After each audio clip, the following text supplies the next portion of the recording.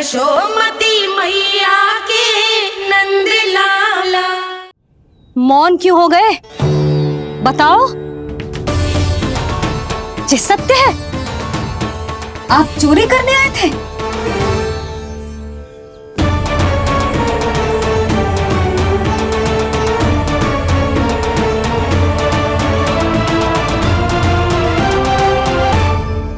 बच गए। बच गए। आप तो मेरे मायके से भी ना आए हो, है ना? आपकी इतनी सेवा की मैंने, आपकी औषधि, आपका भोजन, ये सब किया मैंने। आपको अपने पिता के समान माना और मेरे स्नेह के बदले जेल लौटाया आपने। आपको तनिक भी लज्जा ना आई? आपने मेरी ममता का उपहास उड़ाया है। एक स्त्री की भावनाओं का अपमान क्यों है आपने?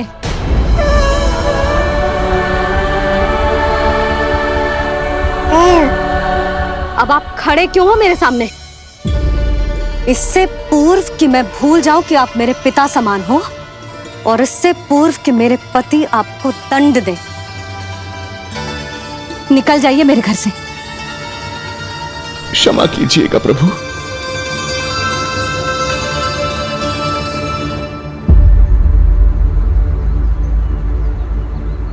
इसे ऐसे तो नहीं जाने दे सकते ना नंद। इसके कर्मों का कुछ तो दंड देना होगा इसे।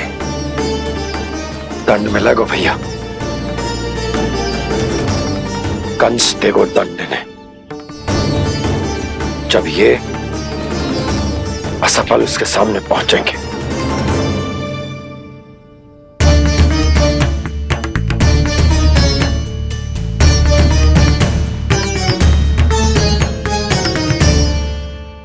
हमें पता है किसने भेजो है तुम्हें।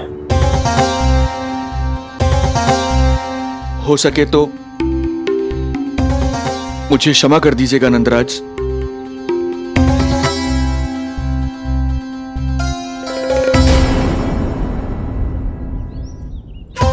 आप यहां से जीवित इसलिए लौटकर जा पा रहे हैं क्योंकि मैं हिंसा का विरोधी हूं, और मैं नहीं चाहता कि यशोदा को पता चले कि उसके लल्ला के प्राण बड़े संकट में।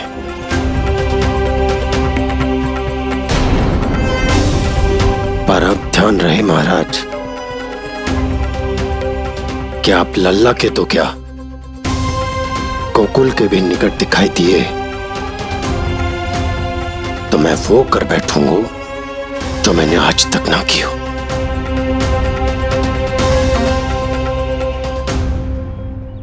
मैं क्षमा प्रार्थी हूं महाराज।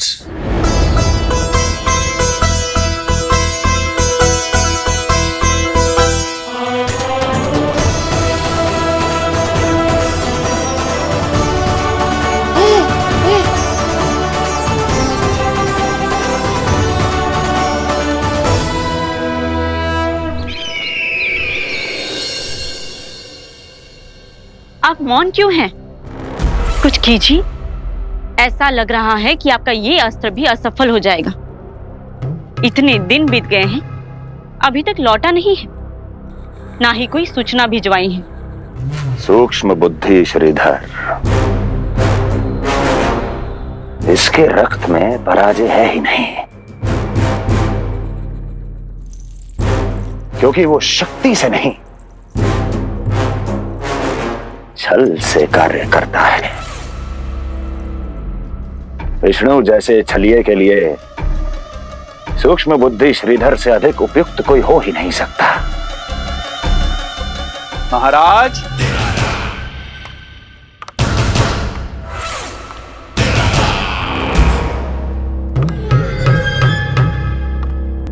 जिसे आप छलिया समझ रहे हैं महाराज, वो तो सृष्टि के रक्षक हैं, पालनहार हैं वो तो।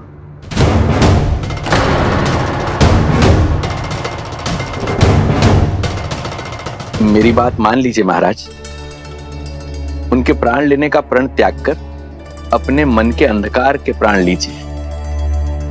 स्वीकार कर लीजिए उनकी कृपा। मस्तिष्क फिर गया है क्या? मस्तिष्क फिर नहीं गया है महाराज, बल्कि जीवन में पहली बार सही कार्य कर रहा है। और उनका सत्य आप भी जितना शीघ्र जान लेंगे उतना ही अच्छा है आपके लिए। कैसा सत्य?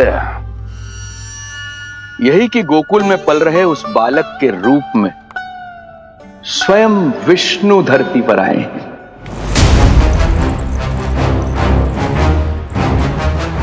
यदि तुम ये सत्य जानते हो तो हत्या क्यों नहीं की उसकी? बड़े आत्मविश्वास से कहा था ना, प्राण ही ले लूं तो अब क्या हुआ? उनके प्राण कैसे ले लेता महाराज, जो स्वयं जीवन देने वाले हैं, जैसे मुझे जीवन दिया। मैं रंगे हाथों पकड़ा गया था महाराज, किंतु बिना किसी दंड के सुरक्षित यहां तक आ गया। क्या यह प्रभु की कृपा से मिला हुआ नवजीवन नहीं है?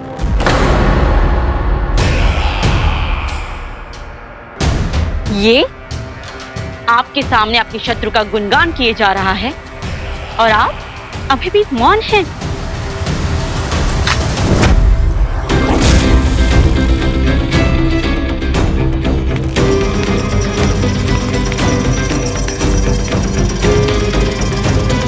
यदि वो जीवन देता है तो मैं जीवन लेता हूं।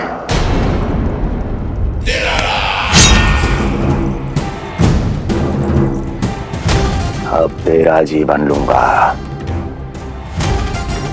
यदि फिर से उसका बखान किया तो।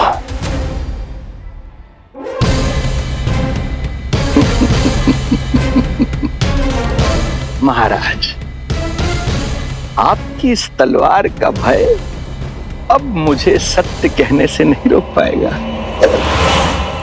श्रीधर, इससे पहले मैं भूल जाऊं कि तू गुरु शुक्राचार्य का शिष्य है और मेरा पुराना मित्र है, चला जा यहां से।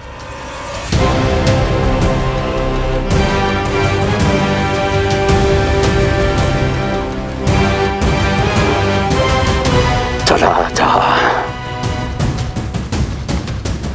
ओम नमो भगवते वासुदेवाय। ओम नमो भगवते वासुदेवाय।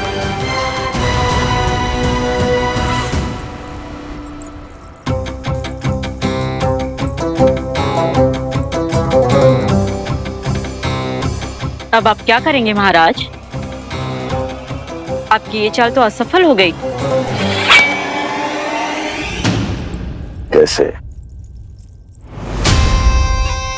कैसे असफल हुई मेरी ये चाल अस्ति? इसे विष्णु के अवतार का सत्य पता करने के लिए ही तो बुलाया था मैंने, और वो सत्य मेरे सामने है कि विष्णु का अवतार कौन है और कहां है।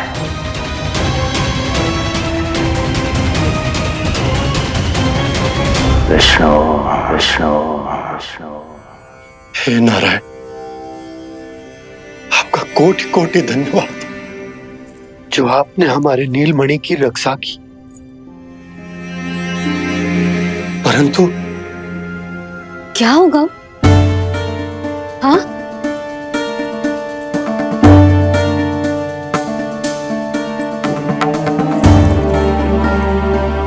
मुझे बताओ तो सही,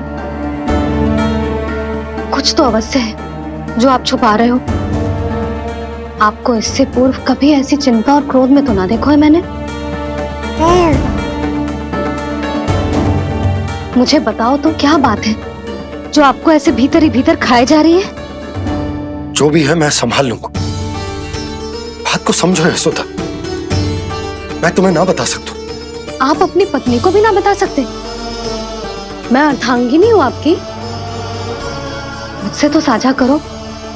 हो सकता है आपका दुख, चिंता, आपकी पीड़ा बांट पाऊं मैं। बताओ तो क्या हुआ है? सब बात तुम्हें बताऊं जो आवश्यक ना है यशोदा।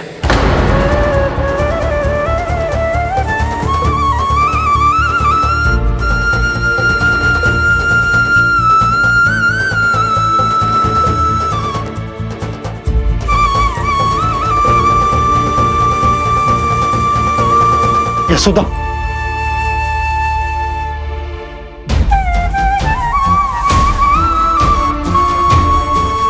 जब पति अपने मन का रहस्य अपनी पत्नी से भी साझा ना कर सके तो उनके एक दूसरे से बात करने का लाभ है क्या?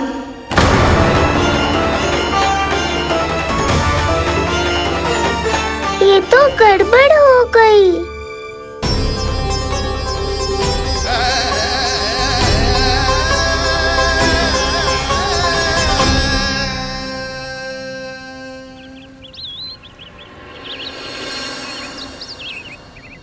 अब जे आएंगे और अपनी मीठी मीठी बातों से मुझे मनाने का प्रयत्न करेंगे।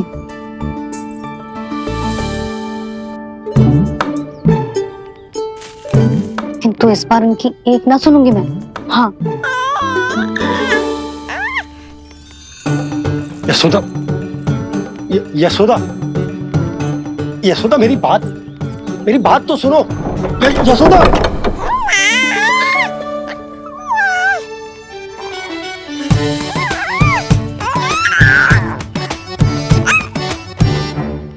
तू क्यों मुस्कुरा रहा है? तेरी मैया को मनाना आता है मुझे। तू बस देख तो जा।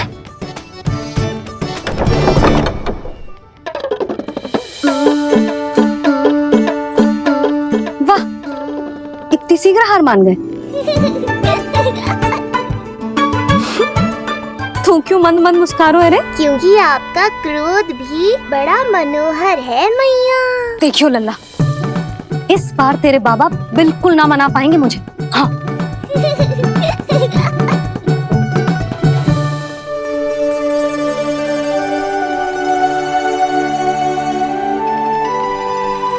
जे मथुरा से लेकर आयो, पहनकर दिखाओ ना।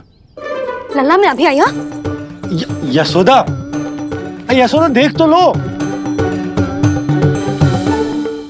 बाबा, वस्त्रों और आभूषणों से कुछ नहीं होने वाला।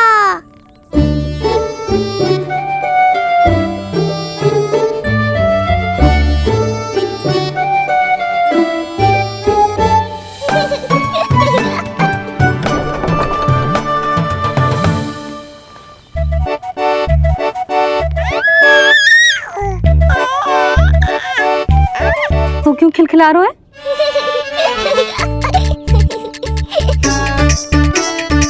मैं तो बस इसे संभाल कर।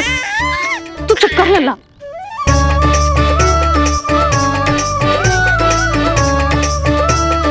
देखा लल्ला, बस तेरी मैया मानने ही वाली। उपहार मिल गयो है, तू देखना कैसे मेरी पसंद का भोजन कराएगी। आहा, भोजन में स्वाद चाहिए तो मनाने का कोई और ढंग खोजना पड़ेगा। यशोदा, तीव्र भूख लगी है। अरे भाई शीघ्र खाना लगाओ, और हाँ थोड़ा अच्छा सा चटपटा भोजन करा देना।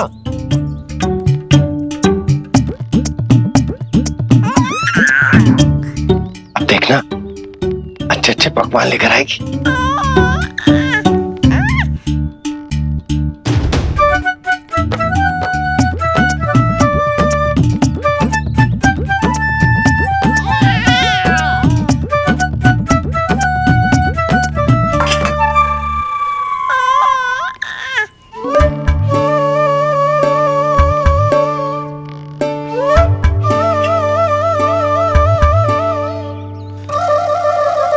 सूखी रोटी और माखन।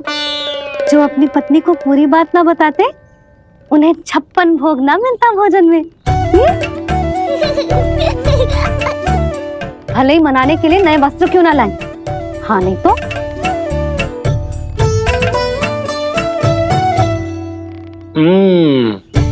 वाह, ये सूखी रोटी और माखन में भी क्या स्वाद है। बस भोजन के साथ तुम ऐसी दो मीठी बातें कर लेती तो आनंद आ जाता। आनंद तो कछु पतियों को अपने पत्नियों से बातें छुपाने में भी बहुत आता है लल्ला। देख लल्ला, जब तू बड़ा हो जाएगा ना तो अपनी जीवन संगनी से सब कुछ बताइयो, कुछ भी छुपाइयो मत।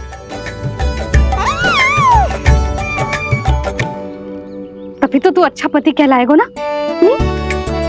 ना तो रूखी सूखी मिलेगी खाने में। हाँ,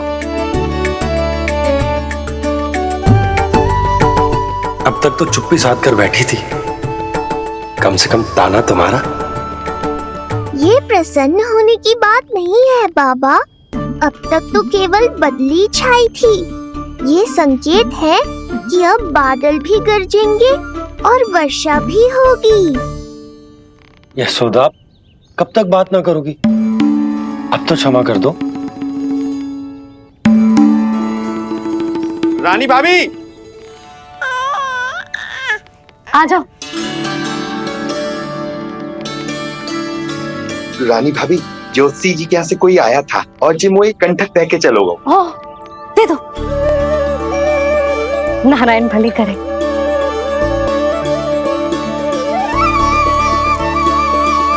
कंठक किस लिए? तुझ पर इतने संकट आ रहे हैं ना लल्ला, इसीलिए ज्योतिषी जी से कह के ये यंत्र वाला कंठक मंगवाया है तेरे लिए।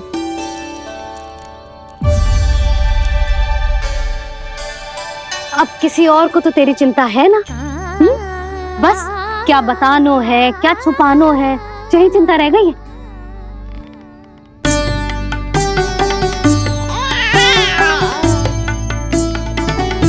यशोदा, चिंता मुझे भी, तभी तो बता ना पा रहा कि हमारे लल्ला पर आने वाले संकटों के पीछे कोई और ना, स्वयं कंस।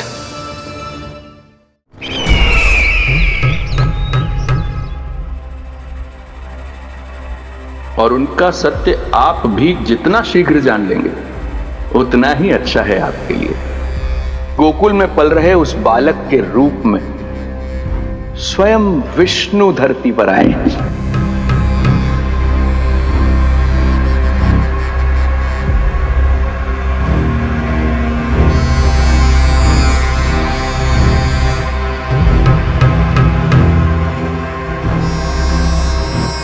स्वामी, लगता है रात्रि भर नींद नहीं आई है आपको।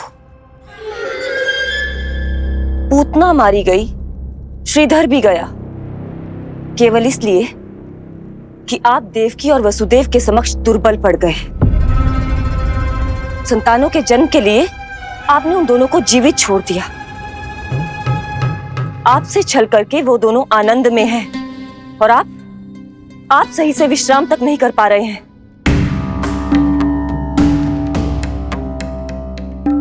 स्वामी, यदि आपके स्थान पर मैं होती ना तो उन दोनों को ऐसा कठोर दंड देती कि उचित समय पर हस्ती। पहले मैं उन दोनों के उस मायावी बालक का वध करूंगा, फिर उन दोनों को अपने पैरों के तले कुचल दूंगा मैं। किंतु जब तक ऐसा नहीं होता तब तक उन्हें जीवित रहना होगा, क्योंकि उस शिशु विष्णु के विरुद्ध वही दोनों मेरा सुरक्षा कवच है। चिंता करो कंस मामा, आपका ध्यान अपने ऊपर से हटने दूंगा, तभी तो कुछ और सोच पाओगे। पुत्र होने का दायित्व मुझे दोनों के प्रति निभाना होगा, चाहे वो मुझे जन्म देने वाले माता पिता हो या मेरा लालन पालन करने वाले मैया और बाबा, जो इस समय युद्ध के लिए तैयार है।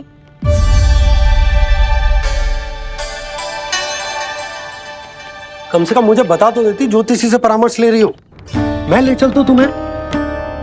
सुन रहे लल्ला, इस संसार में सारा अपराध स्त्री का ही होता है।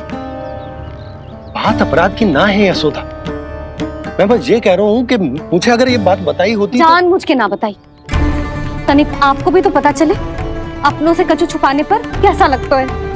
युद्ध तो घमासान होता जा रहा है। इसी कारण बस यदि मैंने कछु ना बताया तुमको, तो क्या तुम उसका प्रतिशोध लोगी मुझसे?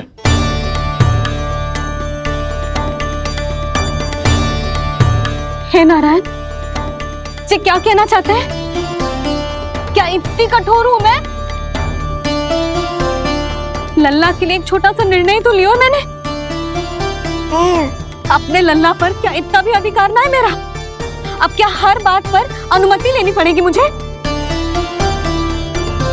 इससे पहले कि ये आंसुओं की वर्षा क्रोध की आंधी में बदल जाए, मुझे ही कुछ करना होगा। यशोदा, मेरे कहने का अर्थ, यशोदा बात तो सुनो। सुनने को बचो क्या है अब? आप बस कृपा करके मुझे उन सभी बातों की सूची दे दो जिन जिन के लिए मुझे आपसे आज्ञा लेनी है। उठना, बैठना, खाना, पीना सब आपसे पूछ कर ही करूंगी अब। अरे आप बोलो तो। क्या हुआ? देखो आपने।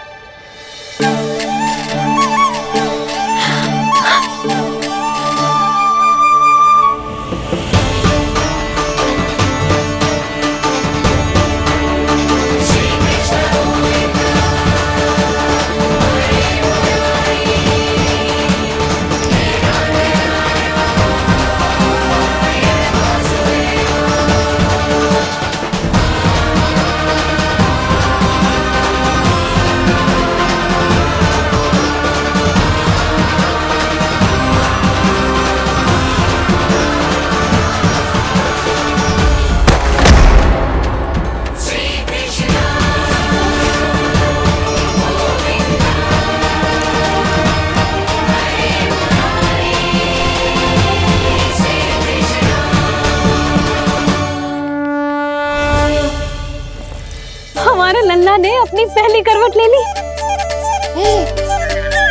बहुत सही समय पर ली है। हमारा झगड़ा भी समाप्त करवा दिया।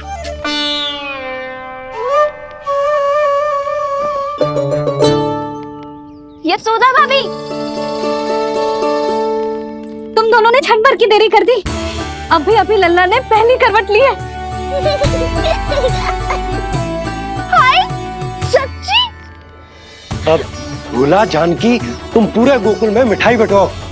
गोकुल के राजकुमार ने आज पहली करवट ली है। हाँ। और यशोदा तुम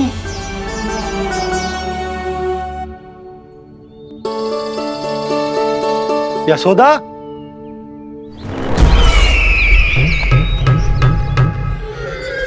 कौन था वो? कहाँ गया?